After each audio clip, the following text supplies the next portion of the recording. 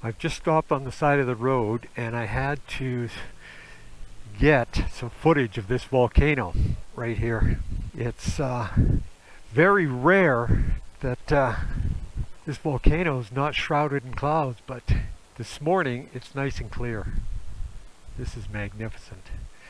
We're on the road from Penipe to Banos, and we're going to make a loop down through the headwaters of the Amazon in the jungle down there, and work our way back through into the Andes and end up in Cuenca later on today. So it should be an exciting ride. A quick panel of the valley just below the volcano. There's fields down there where they're growing their crops, a few little houses, beautiful valley, all in the shadow of the volcano. This is another view I didn't want to miss. This is Penipe village in the shadow of this volcano on the way to Banos. This is just a beautiful view of the volcano. And over there I see a road that switchbacks its way all the way up. I don't know how high we could get on that, but yeah, I don't think we'll be riding that today. But on top of this volcano there's snow. I'll find out how high it is and let you know. Beautiful. Another great shot of the crops that they're growing on the sides of the mountain. I'm not even sure if they own this land or they just cultivate it because it's there and they just live. One of the unique things about seeing a country or traveling by motorcycle is that you get to see the highlights like Machu Picchu and Laguna de Culatoa and all the other ones, but we also get to see everything in between, like all these little villages here, to see how the people live. Like we're meeting the people that live here. Where the places we go, there are no other tourists, just the people that live in the country. So it's a really unique perspective that we're getting by doing this. As I was saying, we get to meet the locals when we go into these little cities because there's no other tourists, there's only us. We're the only white people in these little towns. And they're so friendly, so super friendly and interested in what we're doing and where we came from and where we're going, and they're just amazed at what we're doing. It's something that's so far out of the realm of their world that they can hardly believe it. So they just love talking to us. And since Steve speaks fluent Spanish, it opens up a lot of doors that way for us. The other day when I was riding by myself when Steve was lost, I stopped in and had lunch at a little soda or comida, and they welcomed me with open arms while they were watching the soccer game, and they gave me the best seat in the house and treated me like a king. They spoke very little English and I spoke very little Spanish, but we communicated quite well. So that's a special part of this for me, is seeing how the people live, what the culture is, and what the country is really like. I'm not sure what that is, but it's kind of funky. Just pulling into Banos now. We will see what this is all about. Appears to be a mountain village deep in the valleys. We're in the Andes, that's all I know. We're just passing through Banos now. Cute enough. Oh, up there was nice. Maybe that's why it's famous. Go check it out. That's the other nice thing about traveling on your own or with just a couple of guys with your own vehicles, that you can be spontaneous and just decide to go here or there on a whim.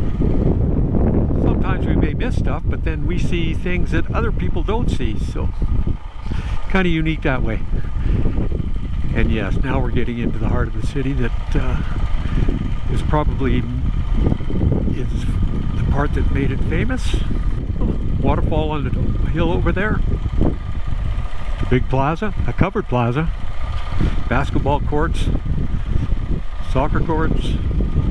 But here we are coming to the town center. That's a construction banner in behind there. They're working on their town square that's all blocked off, and Looks like it's getting revamped, completely revamped.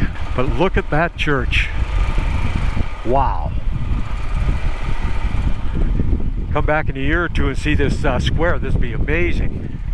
There's the waterfalls. We're going to go and see if we can find a set of stairs that takes us up there. Apparently there is some. There we are. Pretty cool. Well, how about this? We pulled up to have a look at this waterfall, and we found a hot spring right here. This is crazy. But there it is. It's going to be shooting right into the sun, so I'm not sure how much you're going to see. But I don't know what these are, but they look like basins where people could come and wash their clothes or hands or whatever, because each one of them has water flowing into it. Space beside it where you could maybe squeeze out the water out of your laundry. But here, face the waterfall. Way up. This is the base of the waterfall, and I'm making my way up some stairs to what could be a pool where people swim. This is not a hot spring. Cheers, boys! No, it's not a pool. It's just a place where some brave young men can go have a really cold shower. Way to work, boys. You're going to be on YouTube.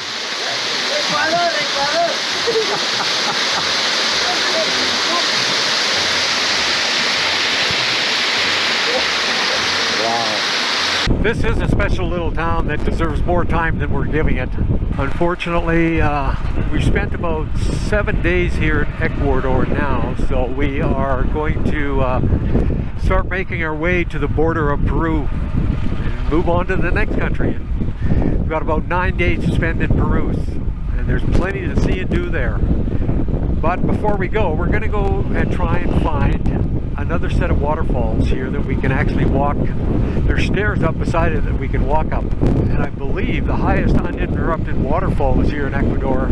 If I can find some Wi-Fi, I think I'll see if I can search that out. We're right in the valley bottom. Steep slopes on each side. Now we're heading through a tunnel.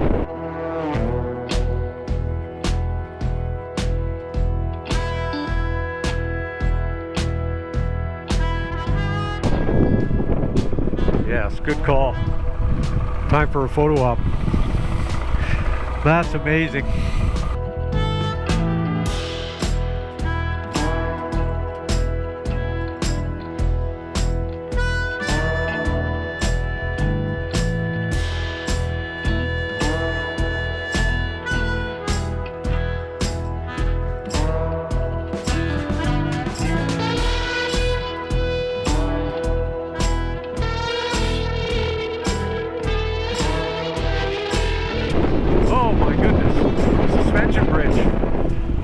That would be exciting.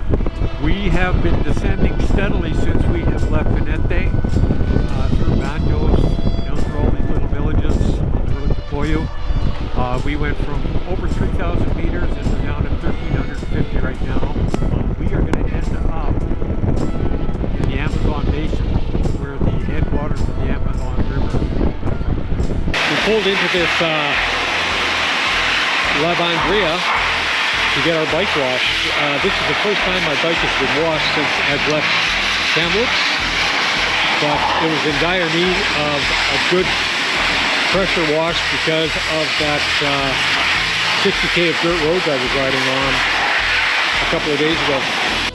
The young lad has done a marvelous job. He's just finishing up by blowing all the water off with air. He's doing a fabulous job. Better than I've ever done.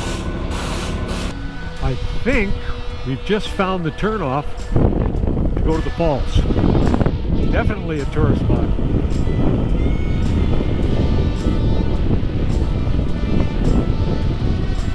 Let's go see what we can find. This is the river that the falls is on. Heading down that way. I've just entered the Devil's Park and I'm walking down the trail to see the falls, but this is the first part that I've seen so far. Oh boy, this gets better and better. Look at this. canyon created. Oh man, I am looking straight down, probably about 80 or 90 feet down there. And the water's getting squeezed into that little channel. Whoa, what do we have going on here? Oh, this is so high up, it's almost dizzying. And here's a set of stairs down to a suspension bridge. Oh my God, this is truly spectacular.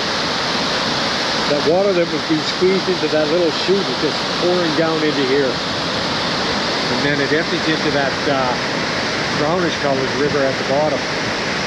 Wow. Well, I just walked down this suspension bridge and got to another platform so that we have this view here. Water spilling out of that channel, right down here. The Ecuadorians are billing this as the 8th wonder of the world. I'm not sure if they're wrong. This is truly spectacular. Well, that was a worthwhile endeavor. We are just about to exit the Devil's Waterfall. It was a great stop. We actually went by it by about 10K. Got my bike washed. He got his oil changed. We asked where it was and they said it's back about 10K. So Steve was a little reluctant to come back, but I think he's glad he did now. It's fantastic. Oh, I hear thunder.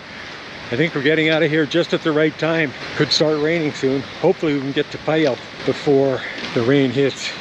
I don't know what happened here, but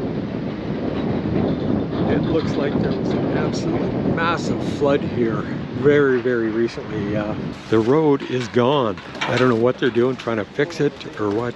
The road doesn't exist anymore. So the guy said there's a place we can get around. This is incredible. The devastation here is amazing. Right now there's a main flow going that way and one behind me, but this was full of water at one time, very recently.